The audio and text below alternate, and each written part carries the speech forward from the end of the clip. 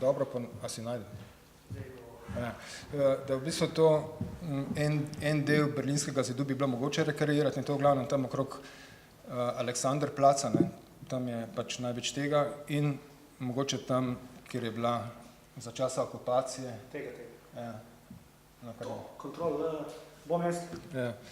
Ker je bila za časa okupacije recimo sovjetska komanda ali pa kjer so pač tuje ambasade in tako dalje. Pravi tako, ne, ja. Ne, to modro je berlinski zid, tu je bila sovjetska komanda, tu je Aleksanderplac, se pravi, v glavnem se tle dogaja. Tam se streljajo, se ne vem, zdaj bomo pa še z nekim drugim AI modulom izvlekla čustva, ne, se pravi za vsak stavek, v katerem je bila omenjena knjiga, torej čustvo, in potem bomo videli, kje so se največ streljali, pa kje je bila najbolj napeta. Ne. No, tako. Kako mi je to razgledalo, ne vem. Ja. Ampak tu je samo 50 knjig obdelanih, se pravi, rabo bi jih enih 100-200. In zdaj jih downloadam. Ilegalno sem. As we speak. Jaz bom pa čez to dal en tak debeli layer tega advertiserskega blefa in bomo to zadevo oblekli v nek tak čudovit predmet, ki ga vsak ponosni Berlinčan mora imeti, pa seveda tudi vsak turist. In to bude debela knjiga Evropskega atlasa glavnih mest literature. Mislim, I'm bullshitting you most obviously, ampak tako ena taka mala reperkusija bi lahko bila to. Še enkrat sorry za to zezanje s fajli. Da vidimo. Deli, prosim. Evo ga. Aha, to je ta Dorian Gray, Dori Angry, neki. To je neka ideja moja iz 90-ih in se spomnim, ko sem na MIT Media Labu 2002 predaval in z unimi robotičari se družil in ne vem kaj, sem hotel, da bi skupaj razvili eno zadevo, kjer bi uploadil slikico svojo in bi po nekem zelo kratkem času, internetnem času, moj portret spreminjal izgled vezano na grdo, slabo, bedno rabo weba, sem takrat razmišljal, zdaj pač imamo druge rabe digitala, ki bi jih lahko merili. To je bila neka ideja, ne? To je bil tak impulzek. In ni to še tako super easily naredivo danes, ampak nekaj malega se je začelo dogajati in to je en drugi demo. Boš zdaj ti, ok. Zdaj, to je prvi test, ne? Ja. Dobro, ne? Se pravi, tukaj gre za problem spreminjene slike v odvisnosti od besedila, ne? Se pravi, če nekdo, ne vem, v idealnem primeru, recimo, če bi se nekdo lagal, ne, če lahko iz teksta zaznamo, iz tvita, zaznamo, da se nekdo laže, potem bi mu dali daljši nos, ne, recimo, ne. Ne, ampak nismo pa še tako daleč, ne, zaenkrat sva prišla do tega, da lahko zaznamo nek splošen, pozitiven, negativen sentiment v tekstu, ne, v besedilu, se pravi, a je tvit negativen po čustveni vsebini ali pa pozitiven in lahko spremenimo fotografijo, ne, to je izvirna fotografija pač Branka Grimsa, ne, zato ker je Grimasa, se ne vem. Ja. Ko smo jo pol spreminjali, ne, glede na ta tekst, ne, in v glavnem, ja, ne, se pravi, ja, tu je zdaj rezultat, ne, nekega pozitivnega sentimenta, ne, pač on je srečen, ker je pač Janša v Kranju, ne vem kaj govori. In pol lahko tisto izvirno sliko ne, z pač drugim AI modulom, ne, ki generira slike semantično, ne, se pravi, mi lahko rečemo, ok, vzemi to sliko, tisto izhodiščno in jo spremeni tako, da bo spremenjena slika, da se bo faca na spremenjeni sliki nasmihala, ne, ali pa da bo imela dvignjene obrvi, ali pa kaj tazga, ne. Zdaj tiste, ki se tehnično, recimo, bi malo bolj spoznali, bi rekli, to je GAN, ne, Generative Adversarial Network, ne. Dobro. Ja, ne, se pravi, tu je negativen, ne. Laži, ne, in bolj ko je negativen sentiment, bolj ima pač te bags under eyes, ne, pa manj se smeje, ne. Se pravi, na nasmeh vpliva sentiment, ne, je direktno en AI modul, zazna sentiment in pol s tem na krmi drug AI modul, ki spremeni sliko, ne. To je ta arhitektura, ne. Ja? Zakaj večini nekaj sentimente je on v brado? Zato, ker sem jaz malo eksperimentiral, se pravi, Ja, se pravi, te parametri, lahko si predstavljaš, te vhodni parametri za ta modul so različni. Ti lahko, kot bi imel en kup teh gumbkov, ki bi jih vrtel, pa en gumbek je nasmeh, pa ga lahko daš dol ali pa gor, drugi je brada, tretji je velik nos oziroma debelejši nos. Model je bil pa streniran na facah celebrityja. Torej, jaz sem ga downloadal, nisem ga jaz treniral, ampak to je model vseh hollywoodskih celebrityjev, ker ni noben grd, pravzaprav. In pol ne moramo res izmaličiti pač človeka. Moral bi ga sam trenirati, sam te modele se trenira paralelno na več 100 najdražjih grafičnih karticah v klastru in to dela Google ali pa Nvidia. Jaz ne morem tega delati doma. Tako da pač sem omejen na face, ki jih lahko tak model producira, ki je pač na lepih ljudeh streniran. Zato je mala slika tudi slaba rezolucija. Ja. Čakam, mislim, da je še... Ja, na tle je že bolj, jaz ne vem. Sem mogoče pa res nekoč tak, no. Ej, jaz bom vsego. Ja. Zdaj ta, bias. Ok, to prejšnje je dobro videti in to ravno, kaj Marko zdaj razložil, da bi se naučili malo delati razliko med vsem tem, ki smo danes slišali tu in je bilo govora o izrazito oddaljenih spekulativnih scenarijih, kjer mi zdaj predvidevamo, da obstajajo nepregledno velike farme izrazito močnih računalnikov, ki so posvečene samo nam osebno, prav nam, da nas bodo in adekvatno prepoznali, detektirali čustva, naprimer, in še odreagirali z nekim konstruktom, ki spet zahteva svoj computing power. To ni tako easy, to ni tako dostopno in to se ne dogaja ravno zdajle. In te spekulativni scenariji tudi po kakšno decenijo in več oddaljeni od nas. Samo toliko, da spomnim na to, kaj smo danes se poslušali. To je pa vprašanje biasa. Kako je rekel Andrej, ni rekel kužni, ampak nekako ni bolani podatkovne zbirke, nek tak medicinski izraz imel prej.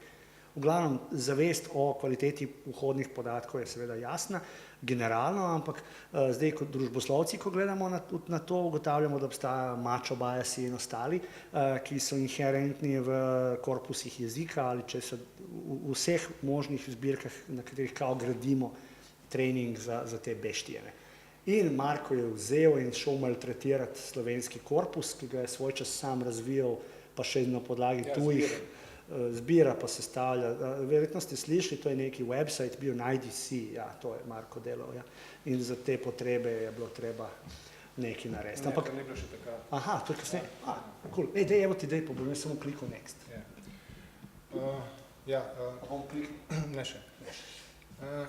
Se pravi, tukaj gre za vprašanje torej pristranskosti. Zdaj bom jaz probal demonstrirati, kako AI modul, ki je bil streniran na korpusu nekega besedila, ki je čist normalno slovensko besedilo, pridobi neko pristranskost. V tem primeru najprej recimo demonstracija spolne pristranskosti. Se pravi, pristranskost glede na spol, kar je težko odpraviti, zato ker recimo ta model, ko sem ga streniral za slovenščino, je iz enega 15 giga suhega teksta, to je ogromno teksta. In vsebuje pač v glavnem skoraj vse slovenske forume, ki sem jih pač pobral z neta, pa novice, besedila novic in komentarjev na nje v zadnjih 2 letih, pa en kup open source slovenskih knjig, ki so potekle avtorske pravice, sem jih dali na založbah, pa kuharske recepte, pa ne vem kaj še. Spravi 15 giga teksta ogromno. In zdaj, lahko se predstavljate, da bi jaz probal ta korpus nekako uravnotežiti, da bi bil potem model spolno nepristranski, ali pa recimo nepristranski do migrantov, ali pa kaj takega. Je ogromna naloga, ki je pravzaprav tudi težko izvedljiva. Tako da, v bistvu, glede na ta korpus, kakšen je, kako Slovenci govorimo, kako se izražamo, glede na to, da jezik ima patriarhalne poteze, da v glavnem preferiramo moške samostalnike za splošne pojme pred ženskimi in tako dalje. Se to vse prenaša v AI modul, ki ga potem uporabljamo recimo za klasifikacijo česarkoli. Verjetno ste slišali, neka novica je bila pred kratkim, kako je nek Amazonov modul za zaposlovanje, ne, bil pristranski tako, da je preferiral moške. Ne. Zdaj, zakaj se je to zgodilo? Točno zato, ker so ga stremirali z ogromnega korpusa, v katerem pač prevladuje, kjer so moški preferirani zaradi samega izražanja, ki je v jeziku. Ne. Ok, zdaj lahko probamo v slovenščini, lahko daš naprej. Ja. V slovenščini, ne, lahko zmerimo, lahko naredimo poskus, ne, da vidimo, kateri poklici, ne, v tem primeru, ne, kateri poklici so najbolj možati, pa kateri so najmanj možati, pa kateri so najbolj ženstveni, pa kateri so najbolj pogosto asociirani z določenim spolom, ne, kako zelo. Ne. To naredimo tako, da pač enostavno zmerimo razdaljo skozi ta model, ne, od neke moško-ženske osi, ki je grozno abstraktna v večdimenzionalnem prostoru, se ni važno. To je matematična, algebraična tehnika, ampak rezultati so zanimivi in so recimo relativno konzistentni glede na, bi rekel, splošno podobo. To so najbolj možati poklici. Ne. Tisti poklici, ki so v bistvu ki so najbolj na moški strani moško-ženske osi, ne, v tem pač vektorskem prostoru tega modela. Ne. Odvetnik, vojak, menedžer, morilec, niso vsi samo poklici, ne. Tekmovalec, igralec, duhovnik, ne, paznik, sodnik in tako dalje. Ne. Se vidi, da v bistvu poklici, ki so relativno odgovorni, ne, vodstveni, bi rekel, ne, in v bistvu tudi največkrat povezani z nekim psihopatskim vedenjem, v bistvu najbolj možati, ne, tako dalje. Ne. Še daš naprej? Ja, tako daš naprej. Ja. Ti so pa najmanj možati, ne. Ti so pa na dnu te lestvice, ki sem jo sam sestavil, tako da vidimo. Ne. Se pravi, kostumograf je najmanj možat, pa flautist, ne. Gej je tukaj za referenco, da vidim, kje smo, ne, da se znamo orientirati. Ne. Se pravi, slaščičar, pedagog, čistilec, ne, je najmanj povezan z moško vlogo, bi rekel, ne, v družbi. Ne. Se pravi, ti so najmanj, pa so pa še ženski. Ne. To so pa poklici, ki so na obči ravni, bi rekel, ne, najbolj asocirajo z žensko vlogo v družbi. Ne. Kuharca, igralka, fotografinja, glasbenica, kmetica, frizerka, ne, in tako dalje. Ne. To je neka, bi rekel, poskus eksperimentalne potrditve arhetipov oziroma stereotipov bolj, ne, v jeziku. Ne. Tukaj so pa najmanj ženstveni poklici, ne, spravi, ti so tam je. Kako pada? Lezbika je zadnja, ne, spravi, najmanj ženstvena. Ne. Direktorca, predsednica, ne, je med najmanj žensk, spravi, slovenščina ni naklonjena vodstvenemu položaju žensko družbi, ne, bi rekel, ne, na kratko. Statistično gledano. To je bias, torej pristranskost v jeziku, kar se tiče poklicev. Ne. Pol je pa še drugačne vrste bias, ne, do recimo migrantov, ne, bom prišel do tega. Ne. Spravi, tukaj s temi modeli, ne, ki so v bistvu matematični model jezika, se da tudi malo računati, ne, in pol lahko zračunamo recimo, kaj je analogno čemu, ne. Imamo par besed, ne, recimo, če rečemo kolikokrat in kolikokrat in kolikokrat, se pravi zatipkane besede, ne. In pol vprašamo, če je kolikokrat, glede na to, da je kolikokrat, kaj je potem zakaj, pa dobimo pol zakva, ne, se pravi, ne, analogno zatipkano besedo dobimo. Ne. Ali pa recimo, če je crkljanje intimnost, kaj je potem laganje, ne, je manipulativnost, pa neiskrenost in tako dalje. Ne. Se pravi, računanje, ne, z besedami. Ne. To je vse v redu in prav, ne, je, bi rekel, nekako drži, ne, ampak pol, če je pa Slovenec poštenjak, kaj je pol migrant, ne, je pa je pa kriminalc, goljuf, izsiljevalec, prevarant in tako dalje. Ne. Se pravi, to je spet bias, ne, očiten, se pravi, zadnje čase, zaradi tega, to je verjetno zaradi tega, ker sem toliko komentarjev pobral. Ne. V komentarji pod novicami so grozno nekulturni, ne, grozno seksistični in grozno ksenofobni. Ne. In na statistični ravni se pač to izrazi tako, da dobimo take analogije. Ne. In kar je najbolj alarmantno, ne, taki modeli, ne, so v bistvu v nekem, bi rekel, AI pipeline, ne, v nekem samo začetek. Ne. Ti modeli proizvajajo nekako začetne vrednosti, s katerimi potem računamo druge vrednosti. Ne. Recimo klasificiramo, ali je nekdo ksenofob ali ne, ali pa klasificiramo, ali je nekdo primeren za službo ali ne, ali mora nekdo plačati več zavarovalnine, ali pa kaj takega, ne. In zdaj, tak očitno biased model, v katerem je bias grozno težko odpraviti, ker izvira iz korpusa, potem vpliva lahko na celoten pipeline. In potem dobimo anomalije, v katerih so lahko marginalne skupine, rečemo temu, ne, oziroma manjše skupine, zatirane skupine v družbi, še bolj penalizirane, ne, in je to pač grozno težko odpraviti. Ne. To je posledica, ne, pač avtomatizacije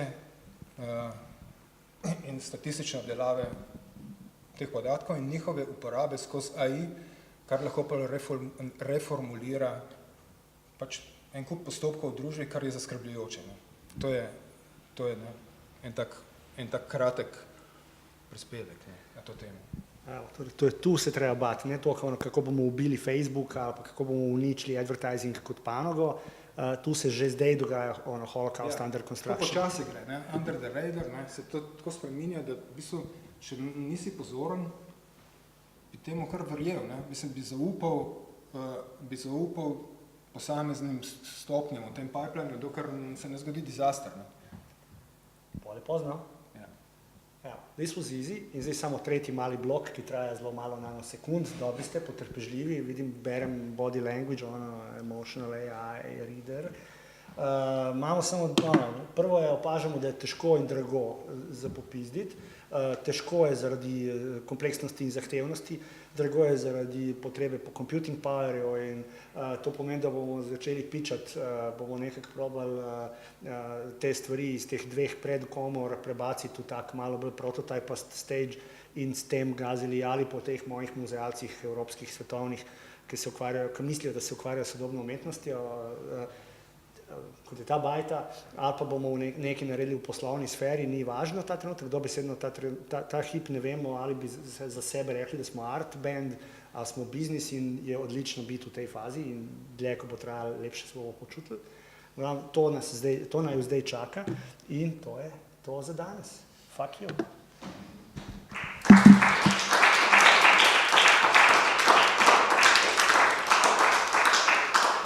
Obljubili smo kratko je bilo, če hočete govoriti z nami, ne moramo. Sorry.